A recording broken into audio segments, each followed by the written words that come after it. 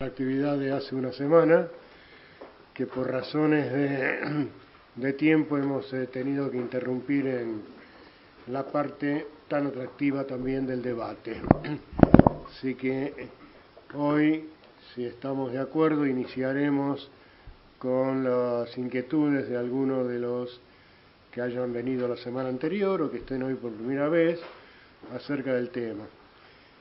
Habrán podido apreciar que el debate no solamente acá en el IADE, sino en la prensa no finaliza. Hubo dos intervenciones más, una de Alejandro Gallero y otra de Federico Sage, en página 12 de esta semana.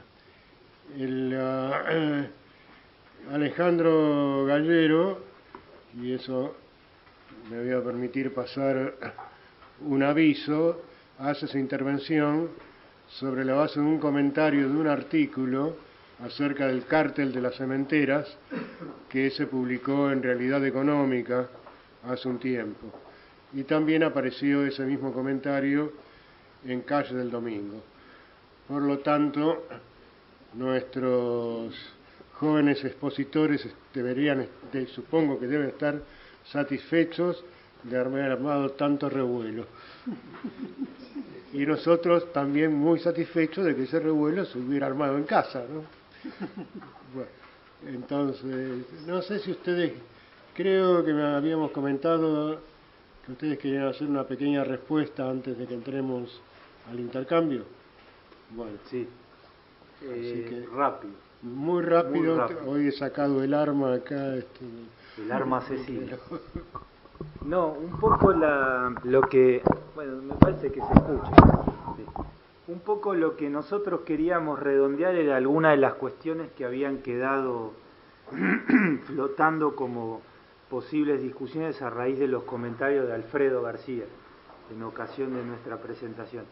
Y una de esas cuestiones que tiene mucho que ver con el tema de la inflación, por lo menos desde nuestro punto de vista, y habiendo discutido bastante la vez pasada esta relación más o menos estrecha según la óptica de quien lo mire entre formación de precios en sectores oligopólicos y dinámica inflacionaria, allí surgió una discusión respecto de la política industrial, no sé si recuerdan los que estuvieron presentes, y el perfil productivo que se había consolidado en estos últimos años.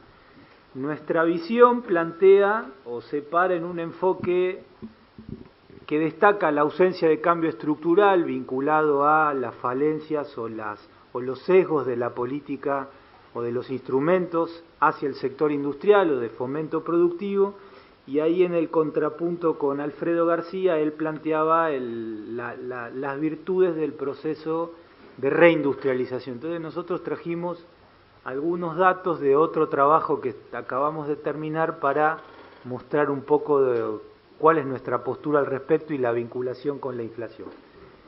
Lo que se observa y lo que es indudable que la Argentina en la última década, por poner un periodo redondo, creció industrialmente muy fuertemente. Hasta el año 2007 ese crecimiento fue bastante democrático en el sentido que crecieron la totalidad de las ramas del sector industrial y particularmente las ramas más castigadas por la reestructuración regresiva de la década de los 90 y más ampliamente de la etapa 76-2001. Pero a partir del 2007 lo que se observa es un cambio en la composición de crecimiento y que está estrechamente vinculado con lo que nosotros discutimos la vez pasada, esta idea de cómo en un escenario de poca política industrial y donde los pocos instrumentos tienden a focalizarse en las empresas y en los sectores predominantes, a medida que la ecuación del tipo de cambio empieza a declinar, producto de la apreciación que tiene lugar por efecto del proceso inflacionario, empiezan a volver a liderar el crecimiento las ramas que podemos decir que no dependen tanto, casi no dependen del tipo de cambio para crecer, como son las industrias más tradicionales de la estructura industrial argentina, como es la agroindustria, las producciones de commodities como el acero, el aluminio, etc. Si ustedes miran este cuadro, aún comparando todo el periodo 2001-2011, en el año 2011 las 5 ramas más grandes, y esto es un poco un dato muy general, explican de conjunto el 71% de toda la producción industrial de la Argentina. Ahí tenemos alimentos y bebidas, que es un sector claramente hegemónico con participación creciente respecto de la situación final del neoliberalismo, sustancias y productos químicos, que engloba muchas cosas, vehículos automotores, que incrementó mucho su participación en estos años, refinación de petróleo, que va a caer producto de la crisis energética de los últimos años, y metales comunes, que incorpora fundamentalmente a lo que es el acero y el aluminio. Esas 5 ramas, que engloban, insisto, muchas actividades industriales, a fines de la convertibilidad explicaban el 66%, hoy explican el 71%. Más allá del número, lo que nosotros queríamos plantear con esto es una fase de crecimiento industrial que indudablemente no viabilizó, y esta es nuestra interpretación, un proceso de reindustrialización desde el punto de vista cualitativo, que nos parece que es la discusión importante. ¿Y por qué es importante desde nuestra visión? Porque todas las ramas que quedan incorporadas en ese gris que nosotros marcamos y que aluden a la falta de cambio estructural, tienen como condición o como rasgo distintivo 2 cuestiones. Primero, son en su gran mayoría integradas por ramas altamente concentradas, las RAC o las industrias oligopólicas que nosotros analizamos la vez pasada, y por otra cuestión que tiene que ver también con lo que charlamos la clase pasada, que para la mayoría de las grandes empresas vinculadas a estos sectores, los salarios constituyen mucho más un costo de producción que un factor dinamizador de la demanda, y por lo tanto ahí hay un límite estructural a una política redistributiva fuerte y sostenida. Entonces este es un elemento que alude al perfil de especialización, que marca por lo menos una no reversión de los legados del neoliberalismo en términos de el perfil de especialización productiva, y que nosotros queríamos plantearlo. Y esto se vincula con una segunda cuestión que tiene que ver con, si uno analiza el perfil exportador, o sea, cómo la Argentina se inserta industrialmente en el mercado mundial, arriba a la misma conclusión. En el año o en la convertibilidad, las mismas ramas explicaban el 78% de todo lo que exporta la Argentina. Hoy explican, alrededor del 90% de todo lo que exporta la industria argentina. O sea, tampoco analizándolo desde el lado del perfil de especialización y del perfil de inserción en el mercado mundial, uno ve o visualiza, por lo menos a partir de los datos disponibles, un cambio estructural.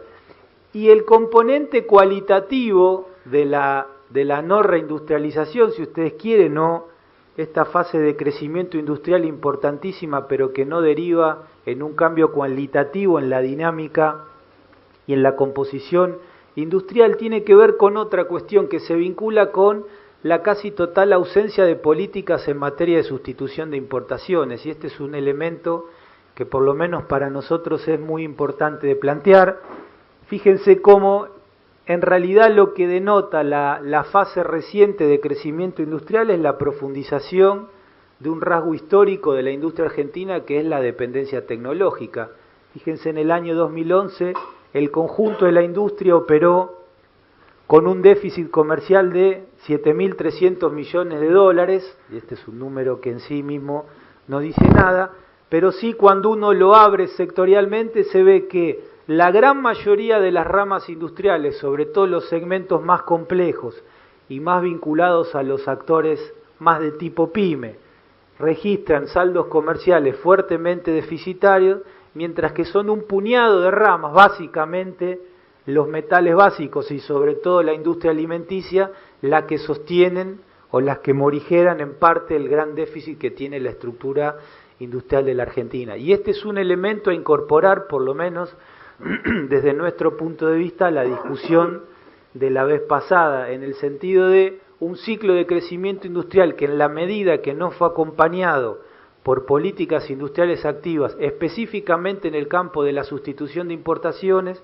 no logra romper con una cuestión estructural fuerte del capitalismo argentino, como es la dependencia tecnológica y una cuestión central, la divisa dependencia del comportamiento industrial. Y este es un elemento importante en términos económicos, pero también muy importante en términos políticos, porque si el sector que está llamado en el discurso oficial a convertirse en la locomotora del crecimiento es un sector que, en buena medida, producto del desmantelamiento industrial de los 90, no modificado prácticamente en nada por esto que venimos charlando de la ausencia o casi total ausencia de políticas industriales activas, es un sector tan deficitario desde el punto de vista de la inserción en el mercado mundial, quiere decir que son otros sectores los que contribuyen con sus divisas a que la economía industrial pueda funcionar. Y esos otros sectores son generalmente sectores controlados por grandes empresas y sectores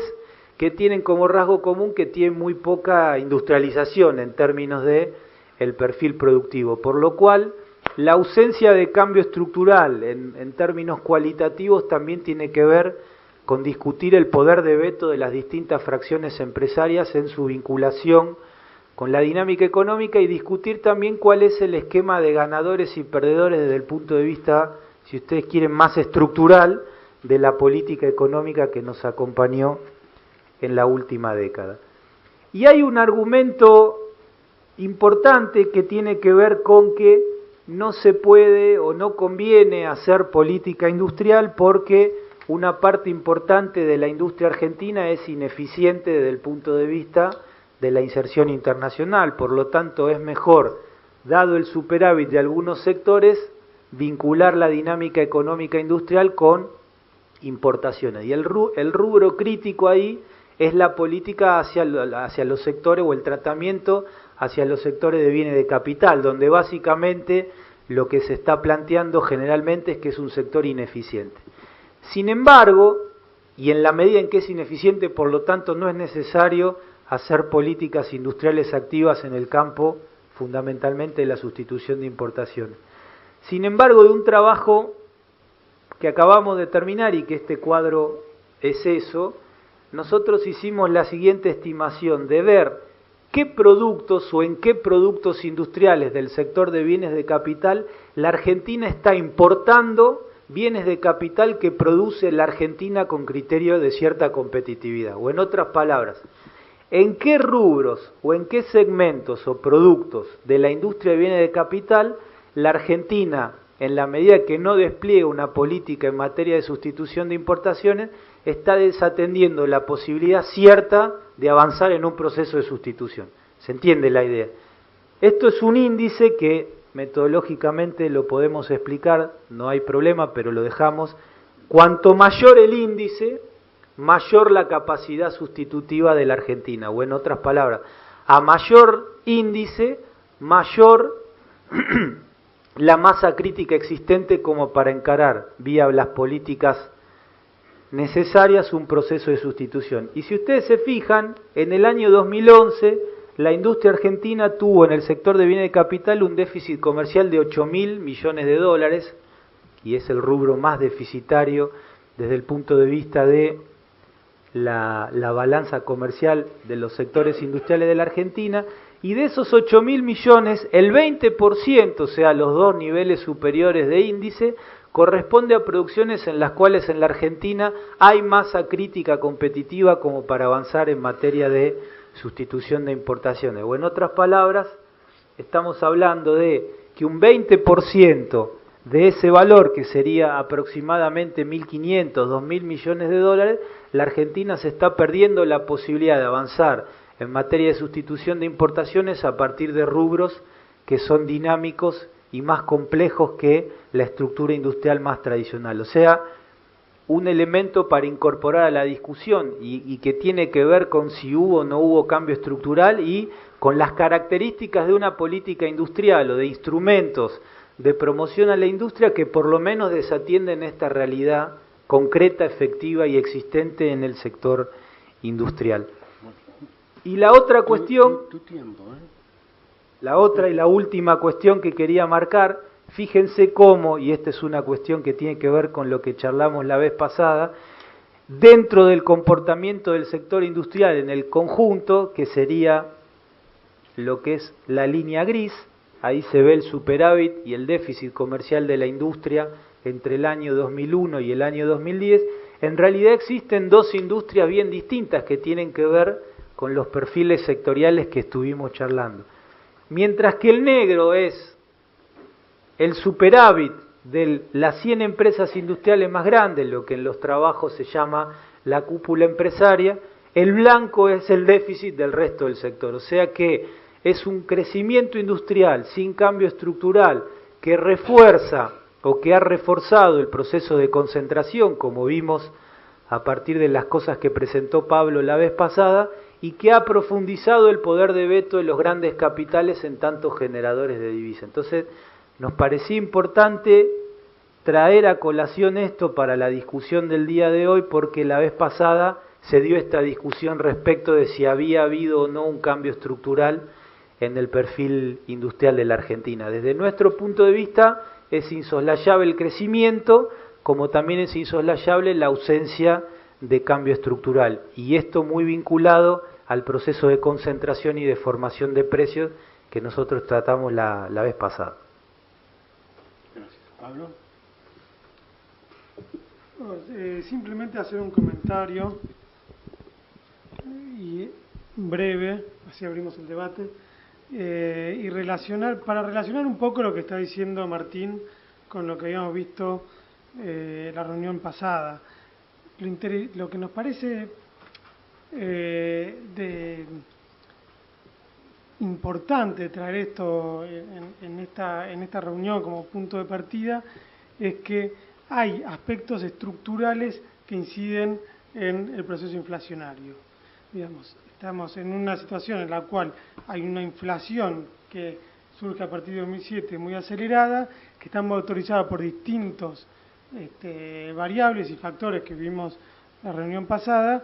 Una de ellas, que nos parecía importante, era el grado de oligopolio y su influencia que estaba teniendo en la dinámica específica actual de la formación de los precios industriales, y de ahí repensar o reflexionar en torno a las políticas que se están implementando en la actualidad para detener este proceso inflacionario, que tiene algunas cuestiones interesantes en el sentido de que no se está apelando a políticas o a instrumentos de ajuste, que son los más conocidos en la historia argentina. No se está aplicando una devaluación, no se está aplicando políticas monetarias y fiscales restrictivas. Se está intentando implementar una política de control y congelamiento de precios, que tiene el problema, de nuestro punto de vista, si bien es correcto, podría ser una de las medidas a implementar, tiene como problema que toma, digamos, el resultado final o coyuntural del proceso inflacionario y pierde de vista, o por lo menos hasta ahora por la política que se viene aplicando, está perdiendo de vista la regulación de la cadena y del proceso donde se forman los precios. Que a nosotros nos parecía interesante traer a discusión porque justamente esta dinámica industrial que comentaba Martín, esta estructura industrial, este comportamiento y esta lógica de acumulación de los grandes conglomerados industriales que cada vez tienen menos al salario como un impulsor de la demanda, y había un factor que me parecía interesante que se pasó rápido, que es el peso de las exportaciones que tienen las empresas industriales en el valor bruto de producción, que ha aumentado mucho. Esto quiere decir que cada vez más los productos del sector industrial fueron orientados al sector externo. Es decir, requieren menos de un mercado interno robusto para colocar sus productos. Esto es aún más intenso en las grandes firmas, y de ahí que no resulte raro o paradójico que estas empresas impulsen una devaluación como salida de los problemas de restricción externa que tiene el país en este momento. Y esto quiere decir que no les resulta un aspecto complejo para su dinámica de acumulación que los salarios bajen los salarios reales bajen vía una devaluación o de un ajuste en la política monetaria y fiscal, porque sus productos crecientemente lograron deslocalizarlos de el mercado interno y digamos, influye menos eso en su desempeño económico. Me parece después otro factor importante en este sentido es este que quedó sobre el final, que fue un dato incluso presentado por algunos de los que han participado en el debate de la influencia de los oligopolios en la suba de precios, que es el peso que tiene el salario en las grandes empresas industriales, en el valor agregado de las grandes empresas industriales.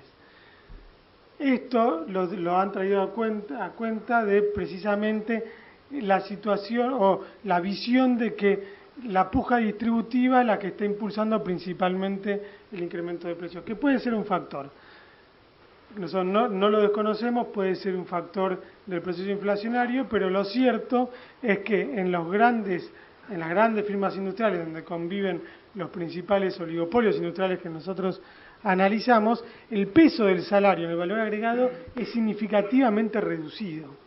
Se ha incrementado un poco en el marco de la postconvertibilidad por el incremento de los salarios, pero en la actualidad no llega a superar el 22% del valor agregado.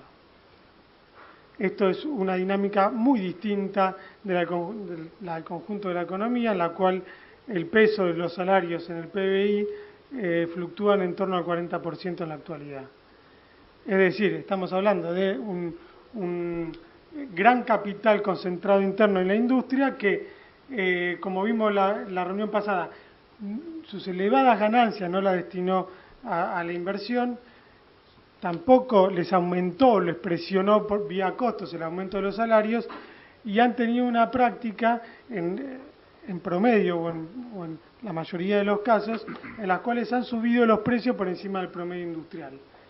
Es eso lo que para nosotros las políticas actuales deberían focalizar su atención principalmente, porque uno puede congelar los precios coyunturalmente, pero en la medida que los problemas estructurales siguen vigentes, van a explotar por alguno de los otros canales.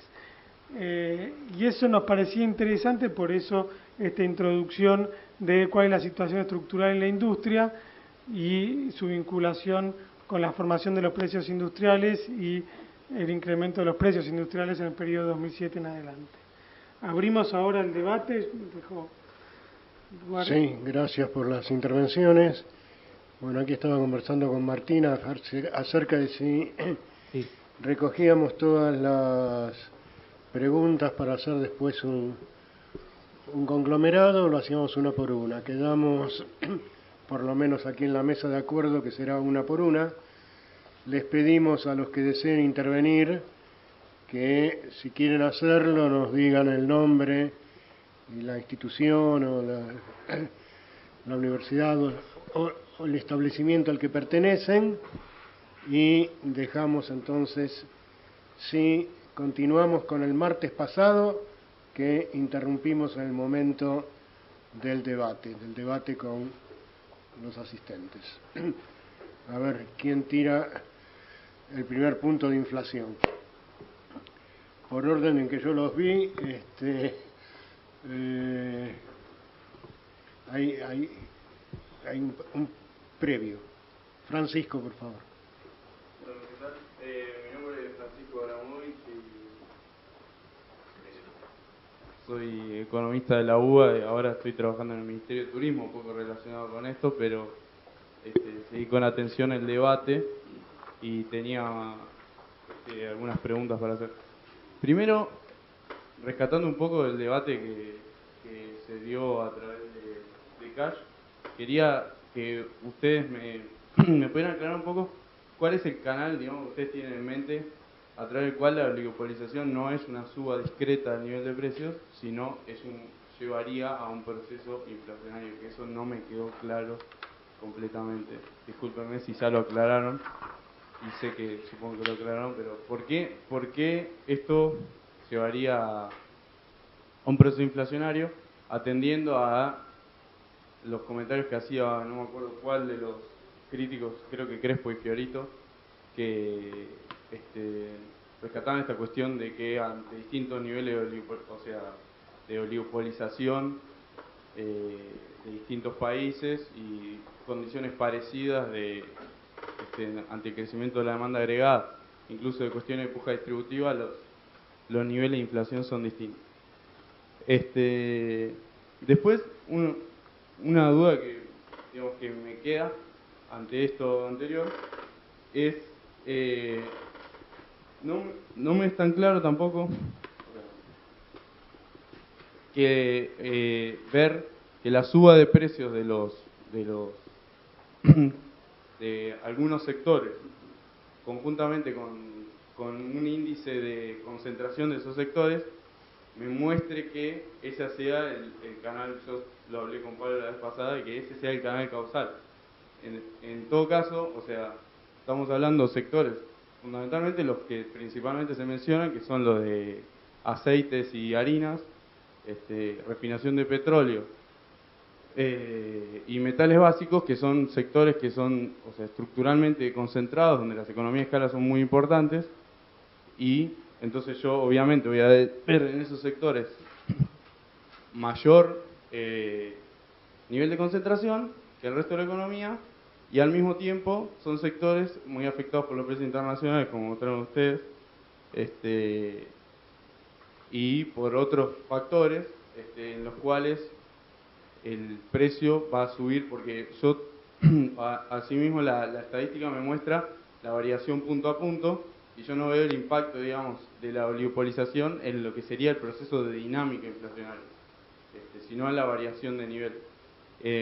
Entonces, esos sectores serían estructuralmente, o sea, se daría la coexistencia de los dos elementos al mismo tiempo, y faltaría, me parece, distinguir, o sea, si bien yo creo que, o sea, para ser honesto, yo creo que con esta base de datos y con este trabajo ustedes encontraron como algo, hay como un hecho empírico acá que ustedes lo están viendo, me parece, y me falta, o sea, cuando leo el trabajo no puedo llegar a palpar bien qué es lo que ustedes tienen en mente. Me parece que es lo que se ve ahí, pero que está como subyacente, pero que no se llega como a saldar la discusión.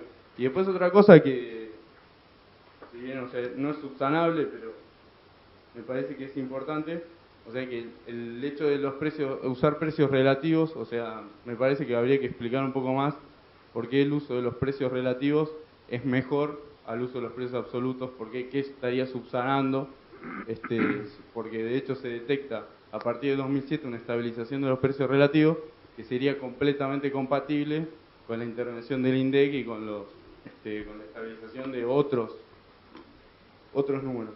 O sea, así como se varían menos los niveles, varían menos los precios relativos. Y después otros comentarios, capaz más técnicos, que podemos charlar. Bueno, adelante. Hacemos, sí, vuelta. Bueno, muy interesantes los comentarios, Francisco. El primer punto que tocabas era cuál es, o cómo estamos viendo, digamos, la influencia de los oligopolios en el proceso inflacionario. Ahí lo que en la reunión pasada intentamos remarcar, y en general en todas nuestras intervenciones, también en el artículo, es que nosotros no vemos como único factor causal a la influencia de los oligopolios en el proceso inflacionario. Hay otras causas que están jugando, esto también lo ato con el segundo punto. Hay varias causas que están jugando. Nosotros creemos que la inflación importada es un componente muy importante del proceso inflacionario actual. Las causas de la inflación importada las podemos discutir en otro momento. Yo considero que también hay otros factores, digamos, que pueden estar impulsando el proceso inflacionario, cuestiones distributivas, algunas inconsistencias de las variables macroeconómicas, pero nos parece que dentro del actual proceso inflacionario hay dos aspectos centrales. Uno es la inflación importada y la otra es la forma que se traduce en la actualidad en Argentina a partir de la intensificación de la puja distributiva que tuvo lugar a partir de 2007 en la Argentina. Y en ese marco, ¿cuál es el papel de los oligopolios? Bueno, nosotros no estamos diciendo que no hay una puja distributiva que espiraliza los precios en la actualidad, sino lo que decimos es que en esa puja distributiva hay un componente oligopólico muy marcado. Son los que se están apropiando los mayores excedentes, son los que están generando también distorsiones de oferta por su escasa inversión. En definitiva, hay una influencia en la estrategia del oligopolio que está generando problemas y empujando a la formación de precios industriales, por lo que nosotros llegamos a captar con estas evidencias empíricas. Es decir, hay una traslación de excedentes no solo del trabajo de capital, sino en este caso en el plano intercapital. Ese es el planteo principal. Y vos mencionabas por qué, a partir de los comentarios de Crespo y Fiorito en Cash, en otras situaciones internacionales donde también había aumentos de concentración, como en los años 90, no ocurría lo mismo, por ejemplo. O por qué en otros países donde uno se imagina que hay grados de concentración muy elevados, no ocurre lo mismo. En principio, yo me voy a atener a donde hay evidencia empírica. En el proceso de concentración de los años 90 han incidido otras variables en el proceso, digamos, en este caso, estabilización de los precios.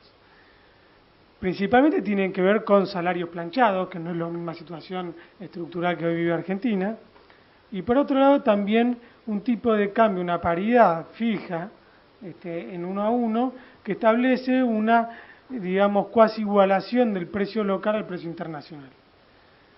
Hay una competencia más directa que hoy en día está alterada en un margen proporcional al tipo de cambio. Yo creo que esos son dos factores muy importantes para pensar que cuando uno piensa definitivamente un elemento, un componente de la inflación, lo está pensando en un contexto determinado. Nosotros no queremos con este trabajo, además, tampoco demostrar que hay una asociación directa, explícita, en todo momento histórico, cualquiera sea la circunstancia, de los oligopolios y los precios. No es nuestra intención demostrar eso, no es verificar una postulación teórica de ese tipo. De hecho, en el trabajo hacemos una aclaración de incorporando reflexiones de la teoría del oligopolio más actuales a postulados teóricos de Kalecki, en los cuales se piensa al oligopolio en términos de una estrategia. Y por eso vuelvo sobre lo anterior. De una estrategia en la cual el objetivo principal del oligopolio no es aumentar los precios, es tener una ganancia extraordinaria. Y para tener una ganancia extraordinaria tiene una estrategia de sostener las barreras a la entrada en sus propios sectores. Y esa es la estrategia principal. Hay momentos en los que necesita aplicar por su estrategia precios más bajos y hay otros momentos en los que puede lograr su objetivo principal, que es aumentar los precios por encima de la productividad de ese oligopolio, de ese sector. Y por último, respecto al plano internacional, me parece que hay que demostrar en qué países hubo un aumento del grado de concentración tan fuerte como ocurrió acá después de la media devaluación en 2002, en la cual este grado de concentración pasó en la industria de un 30 a un 40%, más, un 46% en 2002 y después se estabilizó en un 40%. Es un grado de concentración muy alto para el escaso periodo de tiempo. Hay que ver en qué otros países, yo carezco de los datos para observarlo, me parece correcta la pregunta de investigación, pero pensar como una pregunta de investigación y no como una refutación del planteo que intentó hacer nuestro artículo, en el sentido de que me parece interesante que se demuestre en qué economías hubo un salto cualitativo tan importante en el grado de concentración industrial y no hubo aumento de los precios industriales. Me parece que eso sería muy interesante para pensar también en qué contexto ocurrió de ese propio país ese fenómeno y ver si de alguna manera se puede complejizar las hipótesis. Me parece que es válida como una pregunta, no hay o no hay volcadas en esa crítica evidencias empíricas que permitan analizar con más profundidad esa pregunta. Me estoy olvidando de cosas. ¿Vos querés decir? Yo quería reforzar una cosa que marcó Pablo y vincularlo con el tema de los precios relativos, que es otra de las cosas que en la crítica parece que como que nosotros lo que quisimos fue decir cuánto explican los oligopolios de la inflación, y el trabajo nuestro apuntaba por ahí a otra cosa. Capaz que la pifiamos con el título y bueno, es un tema que habrá que revisar. En los 90 la concentración se da sin inflación, y eso es muy interesante. Ahí lo que está jugando fuerte de la mano de la desindustrialización, la reprimarización, es un proceso de centralización de capitales fenomenal. La concentración, que como mostramos la vez pasada en la postconvertibilidad creció tanto en esta etapa, responde a factores distintos. Uno de esos factores, desde nuestro punto de vista, importantísimo, tiene que ver de la mano de la dinámica inflacionaria las fenomenales transferencias de ingresos que se dan entre sectores del capital industrial. Y esta es una cuestión fuerte, y por eso nuestra focalización tan importante en los precios relativos, no solo porque el INDEC y su manipuleo de los datos genera muchas dudas en el comportamiento de las variaciones absolutas, sino porque también el corazón de nuestra investigación, y ahí Pablo mencionó a Kalecki y no es casual esa mención, tiene que ver con analizar también qué factores están detrás del movimiento del excedente dentro de las distintas fracciones que conviven en el ámbito industrial. Por eso es tan importante el análisis de los precios relativos, y por eso es tan, desde el punto de vista metodológico, tan débil la crítica de es un problema de puja distributiva, porque en realidad en esa crítica lo que se esconde es un análisis donde la puja distributiva se dirime solo entre trabajo y capital.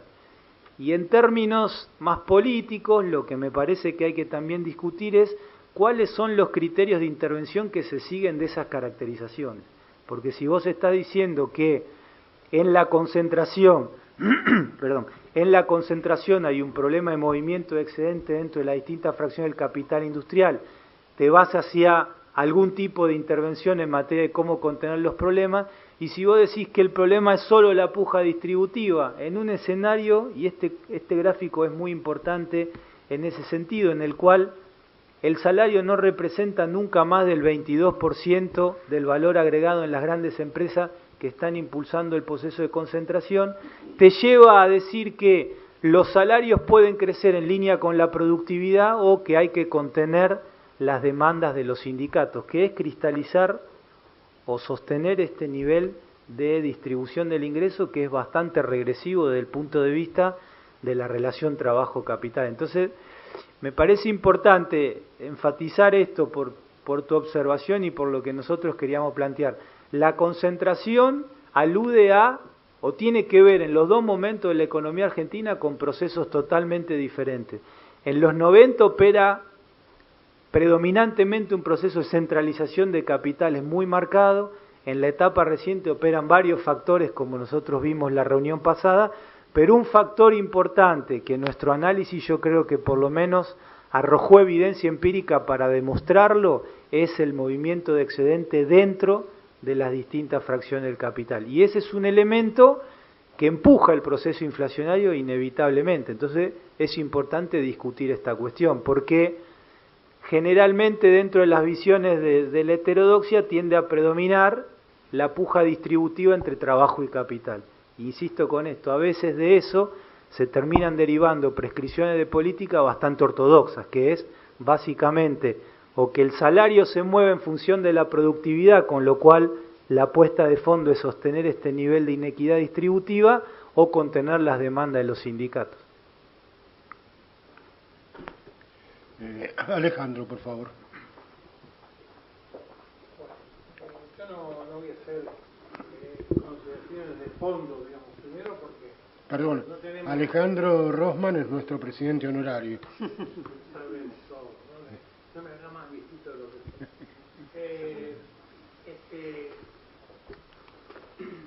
no tengo la información a la vista, digamos, uno no puede empezar a discutir valores. Segundo, porque no soy especialista en el tema y no puedo empezar a discutir los valores resultantes. Pero se me ocurren algunas dudas que quiero levantar, tres cuestiones que creo que habría que tomarlas en consideración, aun cuando una de ellas Pablo prácticamente recién me contestó por anticipado.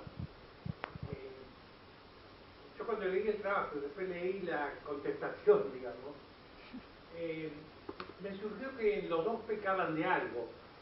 Pecaban de no aceptar que lo que ellos postulaban era la única o la fundamental causa del proceso.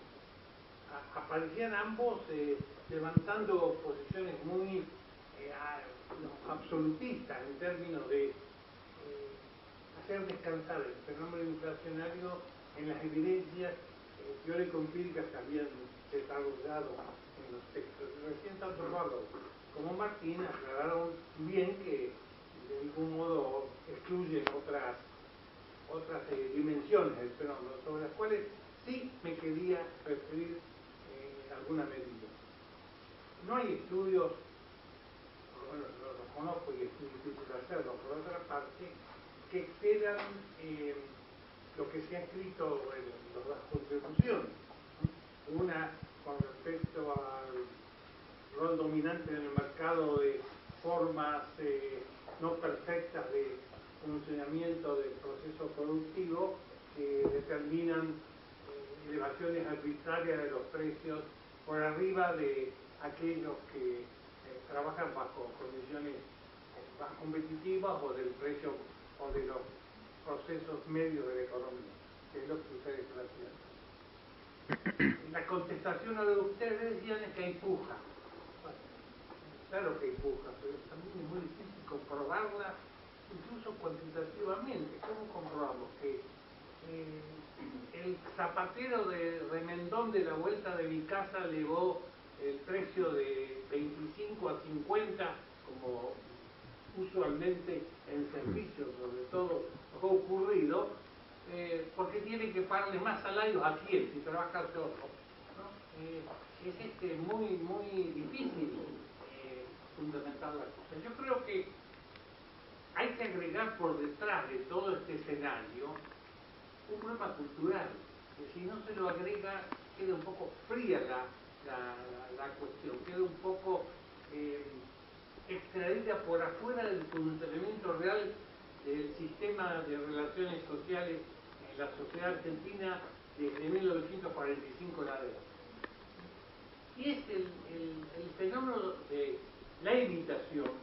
¿La qué, perdón? Imitación, fenómeno imitativo. El fenómeno de la modificación preventiva de los precios. El fenómeno del aprovechamiento de condiciones en donde se sabe que mucho de lo que se ofrece en el mercado tiene pertenencia a un nicho tal que lo mismo se va a seguir vendiendo o colocando o ofreciendo el servicio más allá del precio que se introduzca. Y de la historia que acumulan en tantos años ciclos en donde los medios de comunicación, el saber colectivo, la impresión que todos recogemos de las conversaciones diarias en la calle o en los negocios, etcétera, nos dicen que todo aumenta, entonces todo aumenta, entonces todo aumenta. Creo que ese es un factor indefinido en cuanto a su cuantificación, no tiene forma de ser cuantificada, pero que se agrega a lo que en otra época se decía y ahora se dice menos, que porque hay emisión aumentan los precios. Cuando se discutió eso, después se llegó, por lo menos aquellos que trabajan más seriamente la cuestión, que efectivamente el sistema de emisión monetaria podría fogonear los precios siempre y cuando se sepa que primero lo que sucede es que aumentan los precios y el sistema de emisión no sigue porque se queda sin monetario, la capacidad de bonificación de la economía se reduce. Yo creo, primera cuestión, ¿no? no porque desmienta lo que se dice, yo no estoy en contra de lo que usted dice, Paco, ni ningún concepto, pero que hay que aclarar, decir bien claramente que es uno de los factores estructurales que ocurren. Y hay otros factores que no tienen que ver con la estructura económico-social, que tienen que ver con otra dimensión de la realidad argentina, donde tiene muchísimo peso lo cultural. Vuelvo a decir, el zapatero de la vuelta aumenta el 50% porque todo aumenta. Y uno tiene que ir a hacerse arreglar el zapato porque está acostumbrado a que le hagan un remiendo en el zapato. No va a decir que no si le cuesta 50 pesos más que antes, porque uno nuevo cuesta 200 pesos más que antes. Entonces, acude a esa solución y la tiene que aceptar incluso bajo protesta. La segunda cuestión que a mí me preocupa es dar por sentado que lo que ocurre es inflación. Sí, no sé por dónde quiero caminar. Resulta que es medio dudosa la cuestión. El índice de precios mayoristas, que todos concuerdan que nadie lo retoca, es mucho más, diríamos, clave en el análisis de los precios, sobre todo de los sectores productivos que ustedes analizan, que el precio del zapatero remendón. El índice de precio mayorista es la estructura con que salen los precios de fábrica, de los bienes de fábrica, básicamente. Y no se han movido más que en el entorno de los últimos años del 13%, lo que es un poco más que el doble de lo que se dice, perdón, un poquito más que la mitad de lo que se dice es la tasa de crecimiento del precio, porque para colmo de males no tenemos tasa de crecimiento del precio. Asumimos que hay inflación, pero resulta que unos dicen que es el 10, otro el 13, otro el 17, otro el 25 y Moyano dice que el 30. Y cada uno dice lo que le canta. Entonces es muy difícil discutir con tanta indeterminación. La tercera cuestión es dónde encontrar un índice que uno más o menos pudiese aceptarlo como más cercano. Yo tengo mi corazoncito de rosarino, Martín Fernández. El índice de Santa Fe es un índice bastante creíble, por varias razones. Primero porque yo conozco quienes dirigen la División de Estadística Santa Fe y no van a quedarse 10 minutos más se le dice que pongan un número distinto al que ellos obtuvieron. Segundo, porque manejan una metodología como la del viejo, la vieja metodología del INDEC, que ellos no le hicieron las reformas que dicen que hicieron lo del INDEC. Y tercero, porque es ponderable, sacan toda la lista de precios. Uno cuando entra en la página de la Dirección de Estadística está todos los precios y uno puede saber sobre qué precios se están moviendo.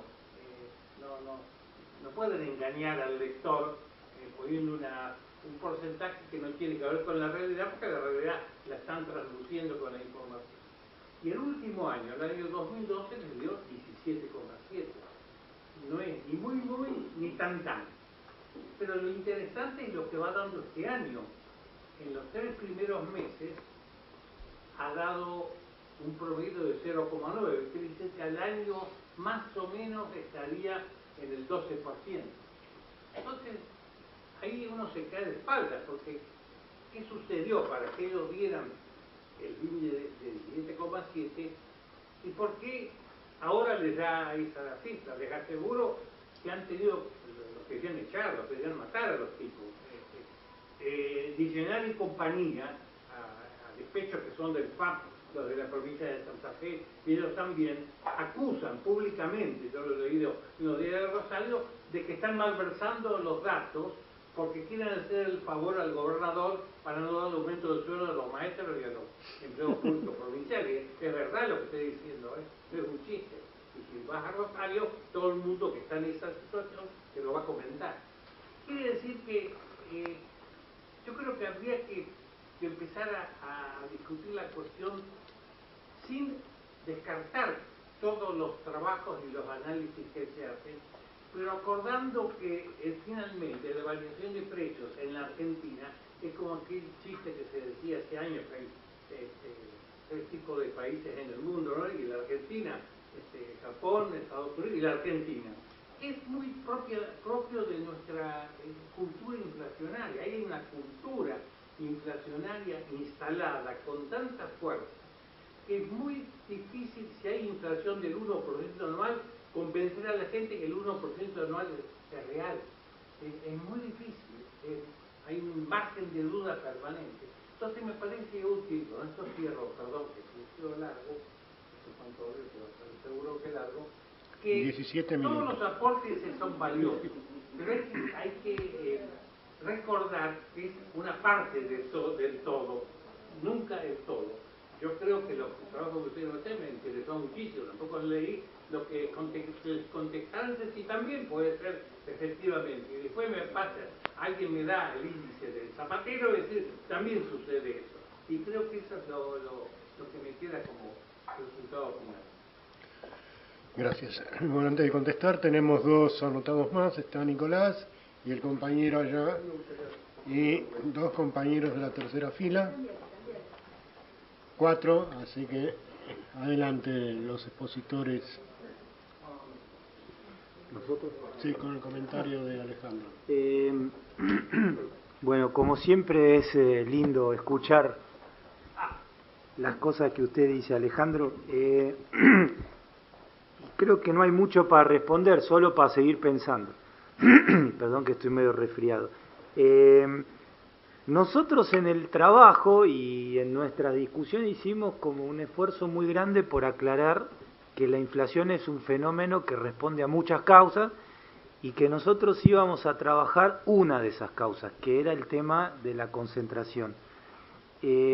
A mí me parece que el problema principal que tuvo el trabajo fue que todas las críticas que recibimos, y creo que eso es culpa de nuestro estilo de presentarlo, es como que nosotros identificamos a la inflación con una única causa. Y eso vale para Crespo y Fiorito y vale también para no un debate, unas reflexiones que se las recomiendo a todos, que está haciendo a partir de trabajo Rolando Astarita, que también de alguna manera y desde otro lugar nos dice algo parecido, que es realmente muy interesante lo que dice, desde otro marco teórico. La cuestión cultural es una de esas múltiples causas que están detrás. Nosotros apuntamos a marcar o a presentar una mirada estructural a partir de lo que podíamos decir con los datos que teníamos. La realidad es esa. Conseguir los datos a 5 dígitos del INDEC fue un trabajo muy complicado, por no decir que los conseguimos de espionaje científico. Y ahí hay dos elementos que nosotros, me parece, tratamos o tres elementos. Uno es el tema del análisis, o tres elementos estructurales. Uno es el análisis del tema precios relativos, para tratar de ver lo que hablábamos antes, de cómo se mueve el excedente adentro del sector capitalista industrial y el vínculo de eso con el proceso de concentración y de formación de precios. El segundo elemento, que me parece que es algo que lamentablemente no se discutió mucho, que tenía que ver con, en esa vinculación de los precios relativos y de las distintas fracciones del capital, cuál es la estrategia que parece prevalecer en el capital oligopólico en estos últimos años al calor de todo esto que venimos charlando de falta de cambio estructural y de sesgos en las políticas. Y ahí hay una respuesta importante a la inflación que es estructural y que tiene que ver con lo que se llama, o lo que ahí nosotros llamamos la reticencia inversora y la búsqueda de ganar mercados a partir de una dinámica menos virtuosa, en el sentido que tiene que ver básicamente con la formación de precios. Y el otro tema estructural fuerte que nosotros queríamos plantear es que tiene que ver con los límites que a la distribución del ingreso le impone el perfil productivo predominante, que nos parecía que era una cuestión muy importante de plantear, porque creemos que no estaba muy discutida, porque si esto es así, si el planteo en esta mirada recortada que nosotros hacemos es la correcta, hay que discutir política industrial para discutir el tema de la inflación y por lo tanto de los salarios y la distribución del ingreso. Entonces me parece, yo tomo mucho lo que usted dice del elemento cultural, de las expectativas, que hay mucho trabajo sobre eso, pero nosotros, nuestro objetivo fue focalizarnos fundamentalmente en una sola cuestión, estructural, que era lo que podíamos mostrar con los datos disponibles a partir de un procesamiento donde el corazón analítico tenía que ver con los precios relativos, esta idea de cómo circula el excedente adentro de un sector que es el que, o uno de los que más creció en estos años. Dos palabras, que después son más, pero... solo un comentario más, porque hacía referencia a Martina que nosotros intentábamos decir esto de que la única causalidad no era lo que nosotros planteábamos. Y yo creo que de alguna manera lo intentamos volcar, digo, lo repetimos en los artículos de los diarios, en el artículo acá en Realidad Económica. Hubo una intención de despegarse de esa visión que quizás es verdad que evidentemente no estuvo bien comunicada o algo falló que generó esto. Quería tocar un tema porque ya habló de las expectativas Martín. Yo de las expectativas tengo mis dudas. Me aferro más a los aspectos estructurales que generan procesos inflacionarios. Sí, por supuesto que después hay un montón de circunstancias sociales en un fenómeno social tan complejo como la inflación que pueden ayudar a convalidar procesos inflacionarios, pero tiendo a pensar que sí hay que mirar cuáles son las causas estructurales para explicar un proceso inflacionario que yo creo que tiene características de proceso inflacionario, por lo menos desde 2007 hasta hoy. Las estadísticas que nosotros alternativas al INDEC que pudimos construir, principalmente a partir de cifras, el Centro de Investigación de CTA, dan un proceso inflacionario de alrededor del 23% de los últimos 3 años, que es un nivel bastante elevado, que por supuesto tiene sus limitaciones, porque es a partir de las direcciones provinciales de estadística que tienen limitaciones para construir los datos. No conozco el índice del INTI de Santa Fe, que lo voy a empezar a estudiar, y me llama, me resulta interesante esta proyección que hacen de los primeros meses del año, en los cuales yo creo que puede llegar a estar influenciando el congelamiento de precios, pero de vuelta me parece traer a colación algo que es importante, que el congelamiento de precios no es más que una medida de carácter coyuntural, que puede ser eficiente en un momento determinado, depende que fea palabra, pero se me ocurre el poder de policía que pueda ejercer el Estado para controlar y regular esos precios. Ahora bien, hay que mirar si el problema es estructural, cuáles son las políticas estructurales, y me parece que ahí la política industrial es un factor muy importante, al mismo tiempo de empezar a aplicar con más energía las leyes vigentes en materia de defensa de la competencia, en las cuales uno puede percibir los abusos de posición dominante, tiene herramientas para regularlos, y hay otro aspecto que me parece importante, que es la regulación de las cadenas. Debería haber un Estado más activo en regular dónde están las distorsiones de precios que en general suelen aparecer en los núcleos económicos de los bloques sectoriales que están controlados precisamente por los oligopolios.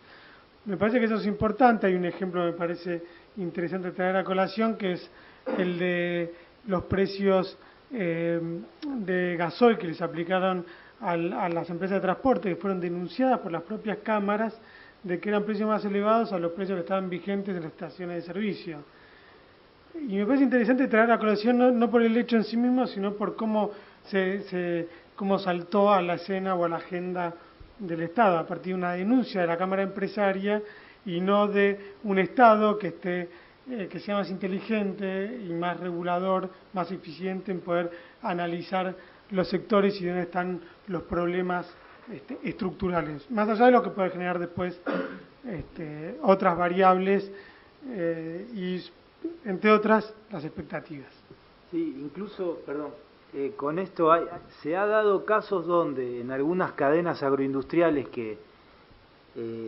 donde el gobierno focaliza la negociación del precio con el eslabón, con la empresa líder, y después eso se traslada a los proveedores, a los clientes de esas empresas líderes, y termina dando la paradoja, entre comillas paradoja, de morigero la presión inflacionaria, pero a costa de que el productor líder se coma a los productores, a los proveedores y clientes, con lo cual la problemática de la concentración por centralización de capital en el momento siguiente es más preocupante que en la etapa anterior. Por eso nosotros enfatizamos mucho esto de que nuestra mirada es unilateral en el sentido, o unidimensional, en el sentido que busca ver el aspecto estructural del fenómeno y por lo tanto deja fuera todas las otras cuestiones.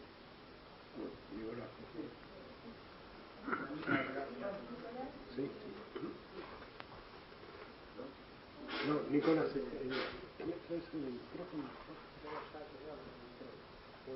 no, pero es acá. Nicolás tenía primero la palabra. Después viene el señor, después el joven y después aquí adelante.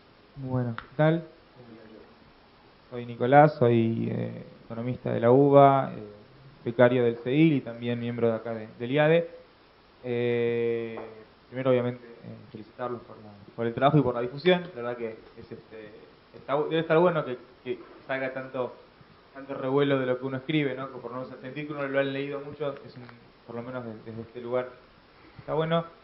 Yo me he quedado con un par de preguntas de la vez pasada y con lo que estuvieron diciendo ustedes ahora, medio que he llegado a pensar que quizás hay algunas discusiones teóricas que también estaría bueno introducir en el debate, porque lo que yo creo es que en el debate hay menos diferencias teóricas que las que aparecen decirse. Creo que hay una serie de consensos que no se dicen y que por ahí está bueno plantear por lo menos propongo yo que se existen y me parece que por ahí está bueno compartir. Me parece que tanto la posición que defienden ustedes como la que aparece, por ejemplo, en la definición de puja distributiva a la Crespo y Fiorito, distinta de la de Frenkel, hay una idea de la inflación como parte de un juego político. A mí me parece del poder, sobre todo una idea de formación de precios, de economías excedentarias donde la formación de precios es parte de la búsqueda de captación de excedente por parte de sectores que tienen la capacidad de formar esos precios. En ese sentido, ¿cuáles son esos precios? Tendrá que ver con el poder político que tengan. Uno podrá discutir más el excedente del interior de la clase capitalista, uno podrá discutir más el excedente entre capital y trabajo, pero me parece que hay un consenso ahí, o cierta idea común respecto a que, bueno, lo que están haciendo es luchar por mayor parte del excedente, y en ese sentido la formación de precios, sobre todo por la referencia a Kalecki, digamos, uno entiende ahí el concepto del precio en Kalecki podría llevar a esa interpretación. Y en ese sentido lo digo porque, en el caso de Crespo y Fiorito se reconocen raffianos, y en el caso de Raffo uno también podría encontrar lo mismo. Uno podría encontrar esa misma idea de una economía excedentaria en la cual, con características diferentes, digamos, en el caso de Raffo no está tan clara la idea de explotación de la fuerza de trabajo que sí en Kalecki, pero me parece que en los dos casos uno puede pensar que la formación de precios responde a criterios políticos de apropiación de excedente que podrían estar pensados en ambas tanto en la de la puja distributiva a la Crespo y Fiorito, diferente de la de Frenkel, digamos, que tiene más que ver con una búsqueda de una represión salarial, como en la propuesta que hacen ustedes, que incorpora varias causas. Así que bueno, quería poner en juego esa discusión teórica, digamos, teoría de los precios de Rafa, teoría de los precios de Kalecki, cómo eso puede permitirnos pensar el problema de la inflación. Y en segundo lugar, me parece que hay otro problema teórico quizás, que es la definición del oligopolio. Y la definición, y sobre todo, quizás no tanto teórico, pero también cómo se traduce lo teórico a lo empírico. Porque ustedes lo que mostraron fue un análisis en términos de cuántos jugadores hay en la cancha en cada rubro, digamos. ¿Qué porcentaje de las ventas explican, cuántos jugadores explican tanto porcentaje de las ventas para explicar si es oligopólico o no? Y uno también podría pensar que la característica del oligopólico, más que por la cantidad de jugadores, depende del comportamiento en la formación o no de precios. Respecto a que uno podría pensar, el hecho de que haya más o menos jugadores puede incidir o no en el procedimiento mediante el cual se deciden los precios, se forman los precios. Sabemos que el problema de la formación de precios es un problema muy complicado para el estudio de la economía, porque refiere a un montón de cosas, es decir, hasta qué punto hay autonomía del formador, hasta qué punto uno está influenciado por otras causas. Forma precios el tipo que le aumentan los costos, hasta qué punto le aumentaron los costos, traslado eso o no, ¿en qué punto estoy decidiendo ese aumento, en qué punto no lo estoy decidiendo? Entonces, es un problema que incluso requiere la interpretación propiamente teórica. Pero me parece que de cualquier manera uno podría introducir ahí la discusión y plantear que lo que ustedes propusieron es, y lo que ustedes mostraron empíricamente, es que han aumentado más los precios en la posconvertibilidad en los sectores más concentrados. Hasta ahí está clarísimo. Ahora, que esos sean oligopolios o no, me parece que es una discusión que vale la pena dar. ¿En qué sector son oligopolios? Si eso es por formación o no de precios, o en un sentido incluso, retomando lo que decía Fran antes, si no habrá alguna característica común a esos sectores, a esos rubros que ustedes en su esquema definieron como más concentrados, que hace que haya inflación independientemente del grado de concentración, como decía Fran, porque suelen ser sectores que aparte son sectores que tienen, por ejemplo, que es más precios internacionales. Se me ocurre, están más sujetos a precio internacional. Se me ocurre otra, pueden ser los sectores más concentrados, pueden ser los que tienen los sindicatos más fuertes, que son los que aumentan más los salarios, y entonces como aumentan más los salarios, en un clima de mayor heterogeneización del salario, de mayor diferenciación del salario, de los aumentos salariales al interior de la clase trabajadora, uno podría encontrar ahí que son los que más pueden trasladar a precio los aumentos de salarios, esos sectores concentrados. Y entonces uno podría decir, bueno, los concentrados aumentan los precios, pero eso es por ser oligopolio o no. Podría haber otras causas, digamos, otras características que agrupan a ese grupo que ustedes detectaron como más concentrados, que podrían ser independientes o semidependientes del grado de concentración y que podrían plantear esa inflación. Digo, para plantear el problema de la relación de causalidad. Entonces, me parece que, de vuelta, terminamos en una discusión teórica, y me parece que lo que está bueno y lo que es más rico de todo es ir a esa discusión teórica y poder desarrollarla. Bueno, si ustedes quieren responder, les recuerdo que son las 20:10 y hay 4 pedidos más de intervención. Dale, sin mala intención. Bueno, sí es interesante la discusión teórica. Yo creo que con Crespo y Fiorito, por lo menos por cómo ellos plantearon el debate, no parecería haber tantos acuerdos. Sí, si uno solo piensa en términos de puja distributiva, ellos enunciaron algunas críticas importantes en términos de el oligopolio y su influencia en los precios. De hecho, llegaron explícitamente a mencionar que los oligopolios tienden a imponer un precio inferior del mercado, porque tienen una productividad más elevada, una división del trabajo más profunda. Eso le permite reducir los costos y reducir los precios. Esa visión no es la visión que nosotros tenemos. Nosotros planteamos, y no por casualidad, en el artículo 3 autores que son importantes en la teoría del oligopolio, que es Kalecki y su visión de la influencia de los oligopolios en los precios. Después, me parece no menor reafirmarlo, porque nos han hecho críticas solo quedándose con la parte de Kalecki, pero no me parece menor la introducción de otros autores como Silos, Lavini y Posas, que han hecho avances en el marco de la teoría heterodoxa del oligopolio, en las cuales no se plantea que el grado de oligopolio, y esto viene bien traerlo a cuenta por lo que se venía hablando antes, no induce necesariamente un aumento de precios. Y eso me parece importante. ¿Por qué? Porque el mercado oligopólico lo que busca, precisamente por lo que habíamos hablado antes, creo que lo repito porque lo había dicho antes, es sostener las barreras a la entrada. Ese es el principal, porque es lo que le da no poder político, sino poder de mercado para formar precios. Y en última instancia, tener la ganancia extraordinaria que persigue. El objetivo de la empresa es siempre maximizar la tasa de ganancia. Y en en los mercados oligopólicos lo buscan a través de restringir el acceso de otros actores a su propio mercado. De esa manera podrían eventualmente tener un precio superior al resto. Y eso lo hacen de diversas maneras que no vale tanto traer a cuenta, pero lo hacen a través de la diferenciación del producto, que suelen caracterizar esos mercados, las escalas, tanto de producción como de ventas, de técnicas, y entre otras ventajas absolutas de costo que suelen tener los sectores oligopólicos. Una vez conformado el oligopolio, permite, digamos, imponer esas barreras a la entrada y las ganancias extraordinarias que suelen ser la constante del oligopolio. Cuando deja de tenerlas y cuando entran nuevos actores a los mercados, deja de ser un sector oligopólico. Depende de cuántos actores entren, por supuesto. nuestra definición en este sentido de la concentración es una definición clásica, no es la mejor. Nosotros lo que usamos es, a partir de las fuentes disponibles, las fuentes de información disponibles, una estimación de la concentración que subestima muy fuerte la concentración.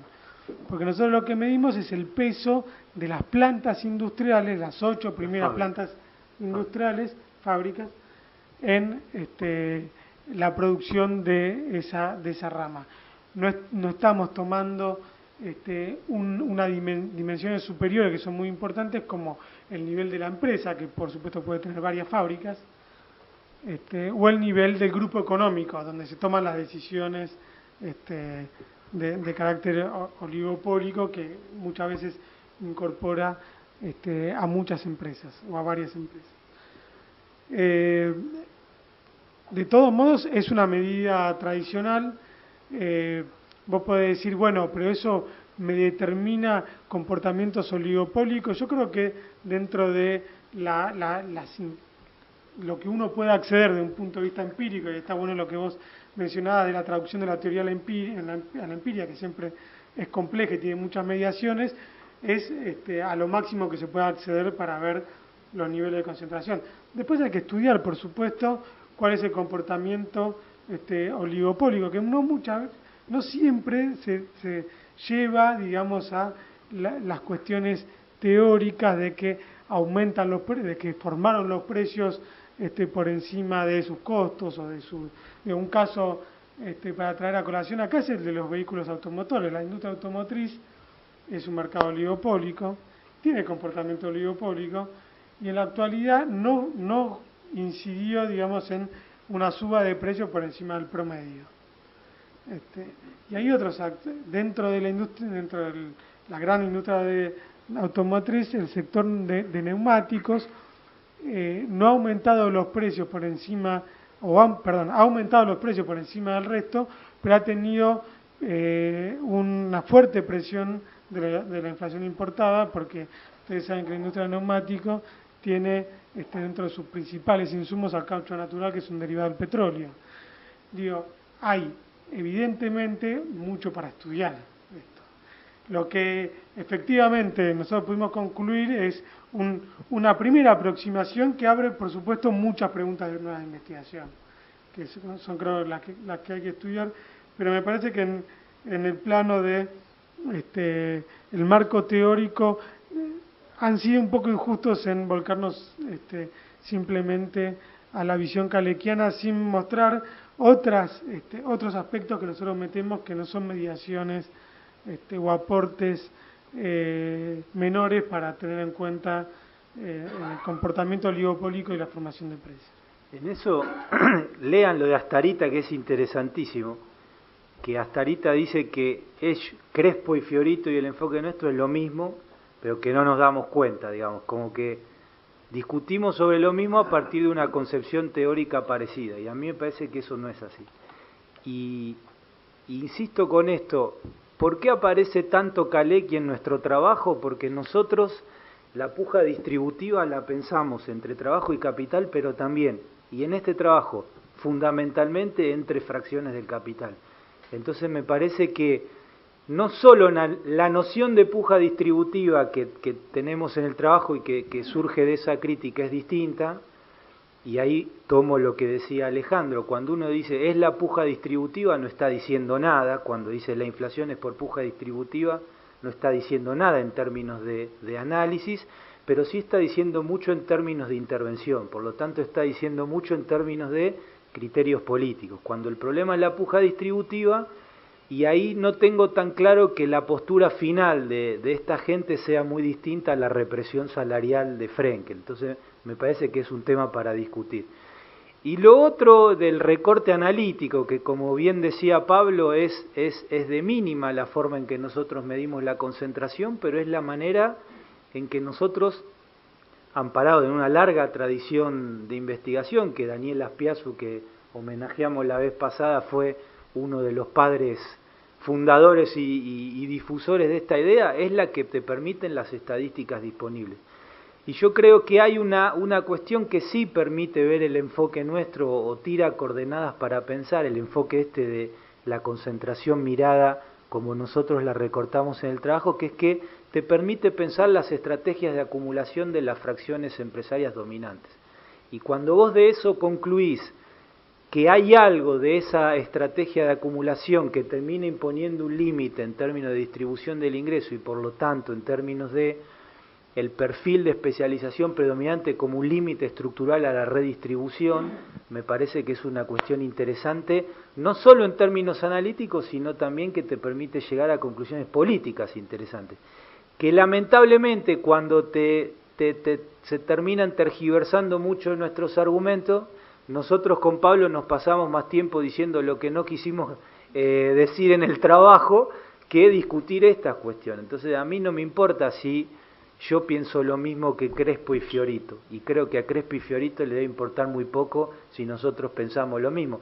Lo que sí creo que es muy distinto es cuál es el tipo de planteo de intervención de práctica estatal concreta, o sea, de política concreta a la que llega ese racionamiento y este. Entonces, desde ese lugar me parece que el aporte nuestro tiene que ver con descular esa estrategia o aportar pistas para pensar esas estrategias de acumulación y cómo esas estrategias consolidan procesos estructurales que imponen límites a la capacidad de avanzar en materia de distribución del ingreso.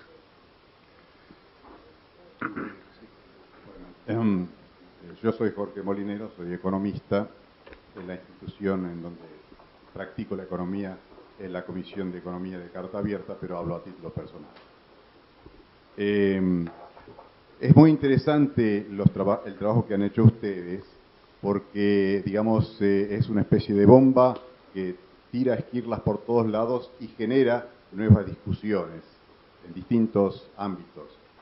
Por suerte, todas dentro de la heterodoxia, porque acá nadie se va a preocupar si realmente la inflación es un tema de emisión monetaria y todo lo demás, sino que dentro de economistas heterodoxos estamos tratando de encontrar una explicación a un proceso.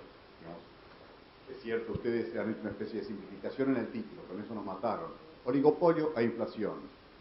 Dijeron que hay un montón de causas y se centraron en una. Por lo tanto, tenemos el derecho a pensar de que le han dado más importancia porque tienen algo en el corazoncito sobre ese tema. Hay un punto que sí es importante, que fue en la charla de hoy, que me parece que es importante remarcar. Hubo un crecimiento extraordinario del producto en estos últimos 10 años, el 99,5 en últimos 10 años, y los cambios en la industria fueron nada más que cuantitativos y no cualitativos. Se agrandó, se hinchó, pero no cambió estructuralmente en casi nada. No hubo sustitución de importaciones. De hecho, inclusive, es extraordinario que no hayamos hecho una desustitución más elevada aún, porque con el incremento violento de los precios commodities primarios y el descenso correlativo de los precios industriales, porque el valor medio mundial está pasando a ser el valor chino, es increíble que nosotros no nos hayamos primarizado. Se desatiende, dicen, a la rama de bienes de capital. Estoy de acuerdo, se lo ha desatendido. Pero yo ahí tengo alguna duda de si en una de esas no nos conviene a nosotros mantenernos en una alta importación de bienes de capital, que es lo único que nos puede llegar a acercar en algún momento a alguna frontera tecnológica en alguno de los sectores. Sin embargo, donde me parece que las explicaciones tienen alguna dificultad es cuando se habla de inflación, porque se habla de inflación sin datos de inflación. ¿Por qué? Porque, entre otras cosas, porque el país rompió el termómetro al intervenir el INDEC en el 2006. Y aquí, cuando yo analicé el periodo que ustedes analizan, que es 2001 al 2010, en realidad lo justo creo que sería diferenciar que aquí no hay un proceso de inflación, que hay dos procesos de inflación absolutamente separados y cortados por un periodo prácticamente sin inflación. Es decir, el primer año de la salida de la convertibilidad, el año 2002, tiene un 250% de devaluación, un 206,5% de incremento de los precios primarios, un 104,6% de incremento de los precios industriales y un 40,9% de incremento de los precios al consumidor, porque no se podía pasar al consumidor ningún precio porque nadie compraba nada de nada. Y es en ese año exclusivamente, en que se produce el saldo, en donde las RAC suben un 7% por arriba del promedio. Luego vienen 3 años de estabilidad de precios. El 2003 es el 3%, el 2004 es el 6%, el 2005 es el 12%, y después viene la intervención del INDEC, y los precios deben estar en algo que debe oscilar entre el 20% o algo por el estilo. Yo en este sentido, la inflación de allí en adelante, de acuerdo a lo que hemos charlado muchas veces con Alejandro, lo sigo por el IPC de Santa Fe, al cual le tengo bastante respeto. Fíjense que para el año 2006 al 2010, el IPC del INDEC da un 165%, mientras que el de Santa Fe da un 278%. Entonces, lo que nos importa, me parece, es tratar de entender cuáles son las causas de la inflación. Y yo creo que hay 2 tipos de set de causas diferentes. Las causas de la inflación de la salida de la convertibilidad y las causas de la inflación del 2005 en adelante. Las causas de la inflación, primera, son absolutamente claras. Es la devaluación. Tuvimos un 250% de devaluación y tuvimos un IPC del 40% que respondió a ello. Si no fue más grande, fue porque no se vendía una moneda. Allí entonces la cláusula es absolutamente clara, ahí no hay ningún tipo de puja distributiva, y allí sí se manifestaron como creciendo dentro de ese 104% de incremento de los precios industriales. Los precios industriales de los sectores concentrados subieron 7% más que ese promedio. No parece muy impresionante, un 7%, la verdad, no parece muy impresionante. En el cuadro 3 de ustedes parece impresionante porque toman todos valores índice y fijan, pero se fijan al 107%. Entonces, allí este es un punto importante, es decir, se produce un salto. Ese salto es probablemente explicable por el hecho de que quienes estamos en el sector industrial, como yo, que hace muchísimos años que participo en el sector industrial, sabemos que la década anterior fue una década de márgenes de ganancia muy bajos y con la quiebra de una parte importantísima del sector industrial y una desocupación violenta de los trabajadores del sector industrial, que por otro lado, siendo el sector más concentrado, son los más conocidos.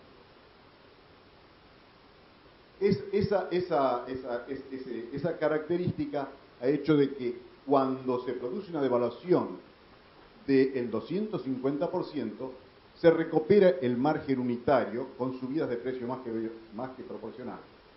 Subida de precio que no quiere decir que la ganancia haya subido en el año 2002, porque el margen unitario fue elevadísimo y la venta fue nula.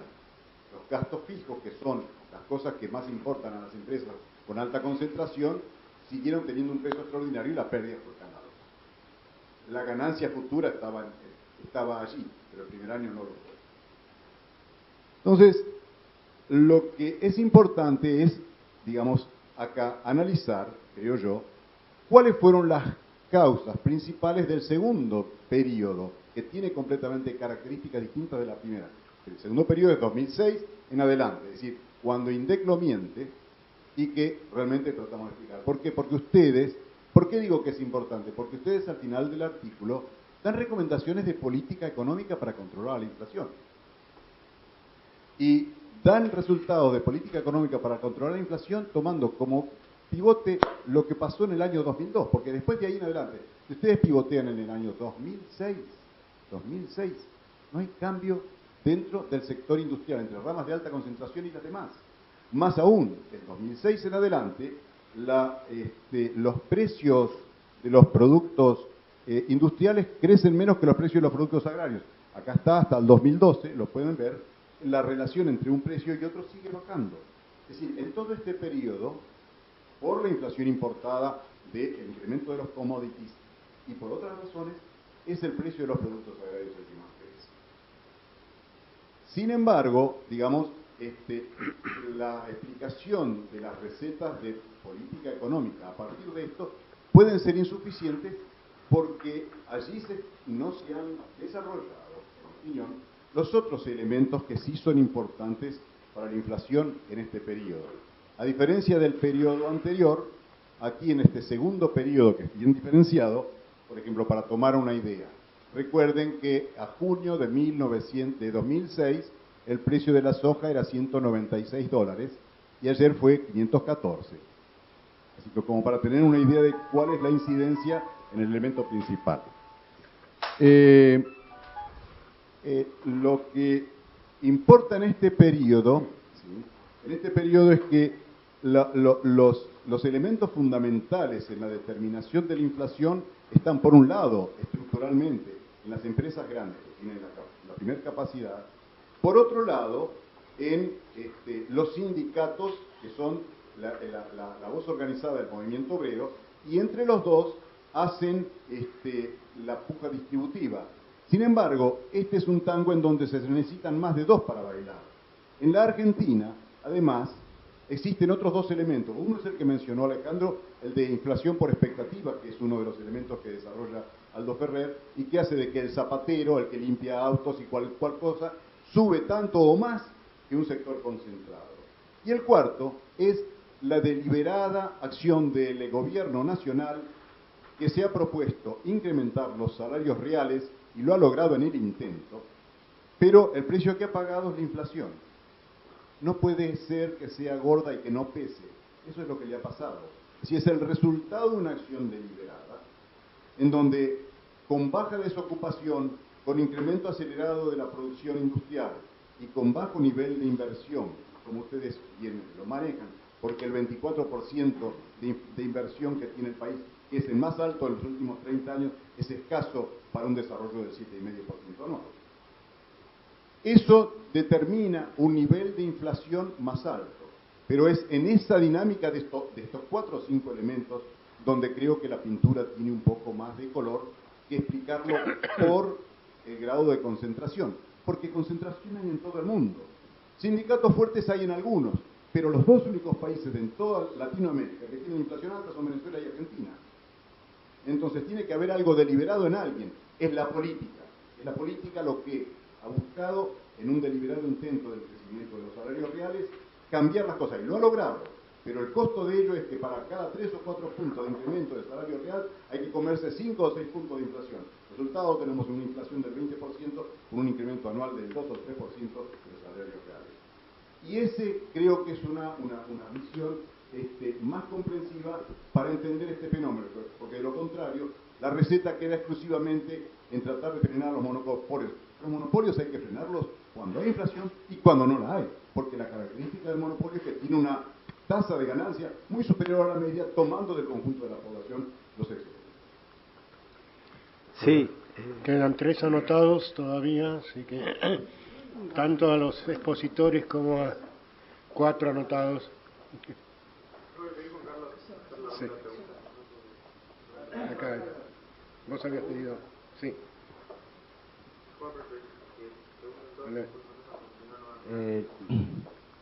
Sabemos que las causas de la inflación son múltiples, ustedes mismos lo dijeron el martes pasado. No las voy a enumerar ahora porque todas las conocemos. Pero ya que ustedes se dedicaron a una de esas causas, que es la del oligopolio, y quisiera decir que estoy convencido de que el salario no es culpable de la inflación, sino que es consecuencia, no es causa. Pero ya que se dedicaron al oligopolio, me gustaría saber si analizaron un grado de importancia dentro de las causas. Si se puede hablar de algún grado de importancia de cuál es la principal causa, cuál viene después, o al menos que me sepan decir qué grado de importancia le dan al oligopolio dentro de todas las causas que tiene la inflación. Una puede ser la expansión cuantitativa, otra puede ser la de los bienes importados, otra puede ser la puja distributiva, etc. Bueno, si me permiten, vamos a variar un poquito el procedimiento. Recogemos las otras inquietudes que hay para que las contesten todas juntas, porque si no vamos a tener que habilitar otro martes, que no estaría mal, pero Tú. Bueno, yo hice la pregunta, tenía dos en mente, iba a hacer una que es muy parecida en términos de ordenar, de prioridad, y salir por un momento del eje relativo al oligopólico, porque bueno, justamente fue lo más desarrollado. A mí me parece como que hay un punteo en diferentes momentos de la charla, lo mencionan, me parece que subyace, pero me parece que estaría bueno hablar de opinión. Ok, que tiene que ver la relación entre inflación y niveles de inversión. Me parece que todo el tiempo se está planteo que hace él respecto de la posibilidad de aumentar el salario real con los niveles actuales y de sostener el crecimiento con los niveles actuales de inversión. No solamente en la parte privada, también en la parte pública, digo, en términos de pensar, bueno, cuánto del presupuesto nacional y presupuestos provinciales se destina a inversión y cuánto a gasto, no solamente pensarlo en lo más obvio, que son los actores privados. Me parece que eso es uno que lo pivotearon en algún momento, me parece que estaría bueno explicitar, por lo menos la opinión que tienen de esa relación. Yo, la compañera había pedido la palabra. Sí, bueno, voy a tocar solamente la voz de Acerca el micrófono que no se ve. Elsa Chinillo, trabajo en es el tema de las recetas que salen del trabajo sobre el problema del cargo de la extracción industrial. Con lo cual a mí me parece que es la pensar de que nunca más se tardaría muchísimos años en resolver esta cuestión, que no es un tema inmediato, ¿cierto?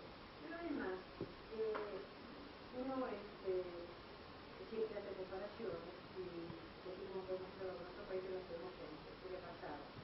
Y yo me pregunto, la estructura industrial, si bien era más desintegrada, más integrada, a finales de los 90, era una estructura también muy deficiente. Y sin embargo, no teníamos inflación.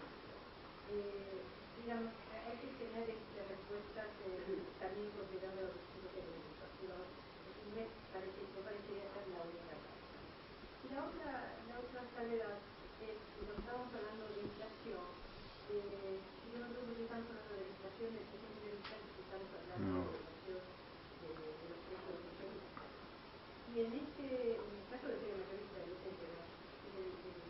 dato que nosotros hemos manejado, creo que habría que ver muy bien cuál es el efecto del servicio, la composición de los precios que se ponen en el IPC, ¿cierto?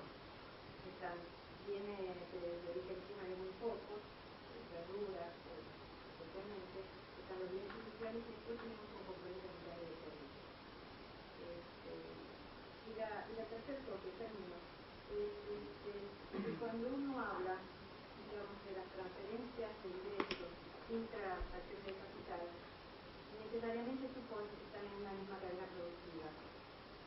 Yo creo que sería interesante por ahí tomar las cadenas productivas y ver más allá de eso, tenemos cadenas en las cuales intervienen, por ejemplo, las actividades del sector agropecuario, que determinan en la industria, y además en la cadena con distintas componentes de tecnología de mercado. Creo que sería interesante. Gracias, Elsa. ¿Podemos agregar que algunas de las respuestas están en tus artículos? Sí. Yo hice una cosa que los años me ayudan. El IPC de Suiza es un dato que toma. En el año 80, Inés arma un índice de precios provinciales. Eran 100 productos, se llaman autoponderados. Digamos que no es el mejor indicador. Creo que dentro de eso se incorpora la UPUI, que es una ganancia del año 80. En el caso de comenta Alejandro de Santa Fe, de Puerto Aliero, digamos, que cuando el nivel pretende ser un IPC nacional, y porque se ponderan los precios por las canastas. Digamos, en el IPC de los 100 artículos se pondera igual un dentífrico, un kilo de manzanas, la visita al médico. Le quiero decir que no es un buen indicador. En el caso de los IPC nacional, sí se toman las canastas, y creo que es mejor tomar Santa Fe porque las adhesiones políticas o oposiciones políticas de las otras direcciones a mí me